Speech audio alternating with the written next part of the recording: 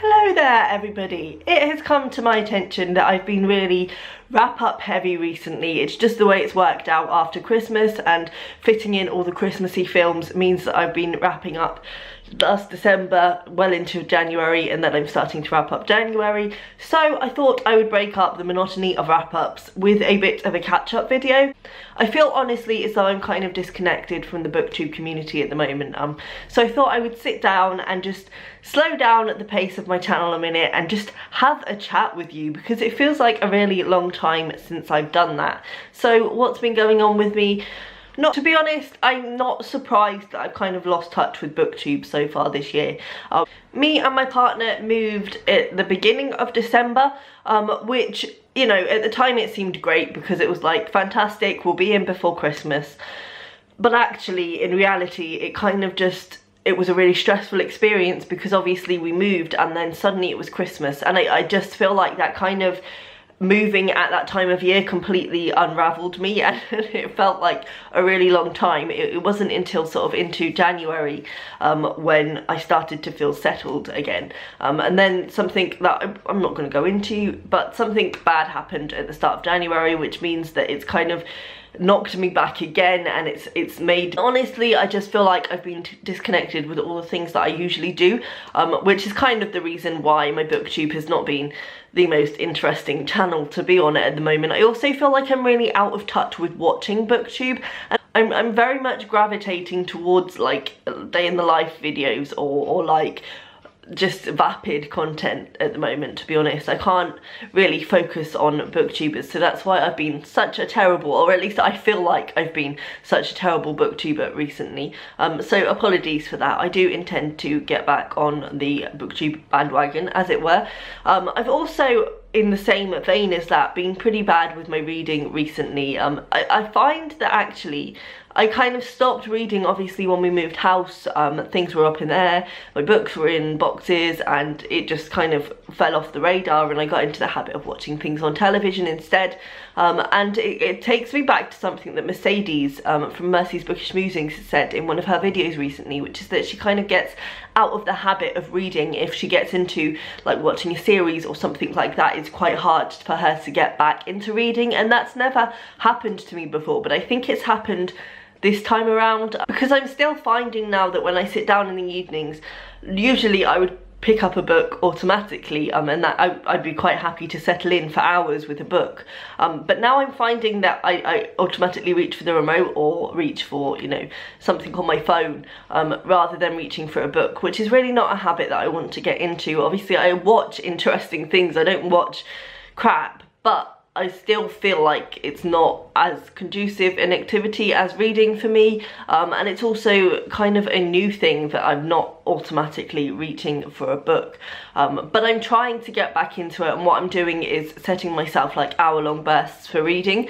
but I'm still finding that I can't really go longer than an hour. If I know that I'm settling in for like longer than that of reading, I kind of feel tetchy and a bit out of place, which is so bizarre and just not right. So I'm kind of gradually building myself into reading this year, which I'm not overly upset about. I mean, I've read a lot for years now, so taking a step back is not a terrible thing, but it's just not something I'm used to. That said, I am getting back into reading.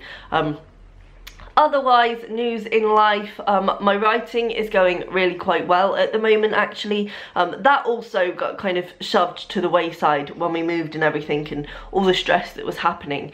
But actually, I feel like since probably the first week of January, I've been really on this creative kick, and I guess that's kind of why I'm not reading as much either. I'm more focused on my own story at the moment. And what I've done is, really, ideally, I would like to finish this novel by I feel reluctant to say a date. I would like to have finished it by the middle of the year, probably.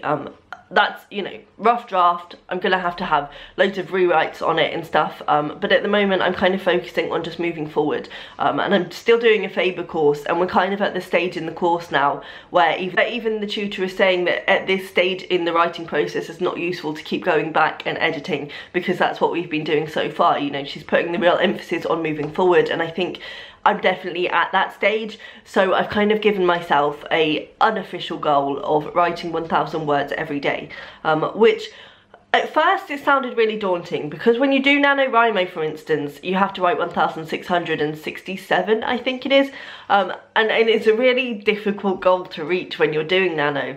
But actually I'm finding it really easy this time around. I find if I sit down and just write full on for an hour, I can pretty much get 1,000 words done in an hour, which is, you know, I tend to write for an hour every day anyway, my own personal writing. That's totally doable, and just having that goal in mind and knowing that I need to get to that word count is making sure that I don't kind of dawdle or pick up something else or just stare at the screen for ages, because I know that I've got to reach that word count, and once I reach that word count I feel like I can put the story aside and not feel that typical writer's guilt that you feel of, oh, I should be writing, oh, I haven't done enough writing.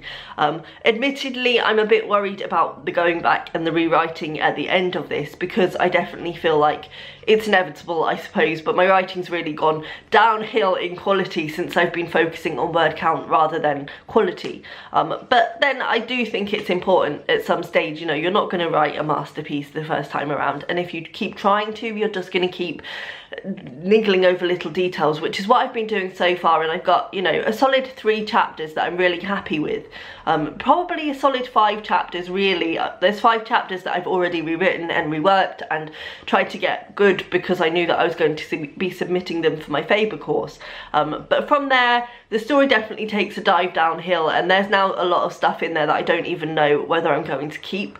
But the point is that I'm moving forward, and even though I know that it's probably all going to need major rewrites, it's kind of just crafting the skeleton of the plot at the moment, I suppose, is my focus, which is definitely happening.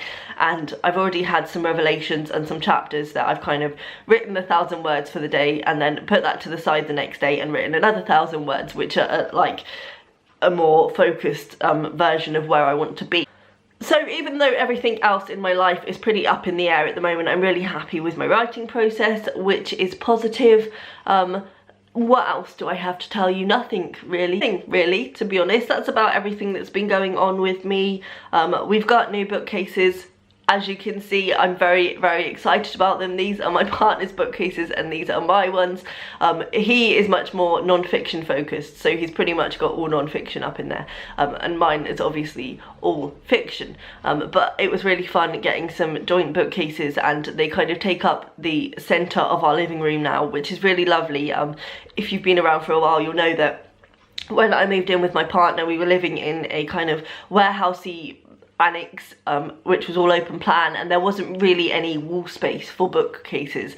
Kind of managed to shove our bookcases up against the wall behind the sofa, but they weren't exactly, you know, part of the room. They weren't really incorporated, so it's really, really lovely to have some bookcases in my life again. And honestly, I am that person who could just stare at my bookcases all day and be completely satisfied with that. And I think actually having these in here, we've had them in here for about 2-3 weeks now, having them in here has definitely helped me back onto my book love, because just being able to look at books, it sounds strange, but just being able to see what I've got on my shelves gets me excited for reading the things again, and that makes me want to read more so that I can get to all the books that I'm excited about. So that's positive. I hope that everybody is having a good start to 2019. I hope everyone's reading has got off to a slightly better start than mine has. Please let me know down below about any reading goals that you've set yourself this year, and I hope you found that video somewhat interesting. It feels nice to have just caught you up on what's been going on in my life. I will see you next time. Bye.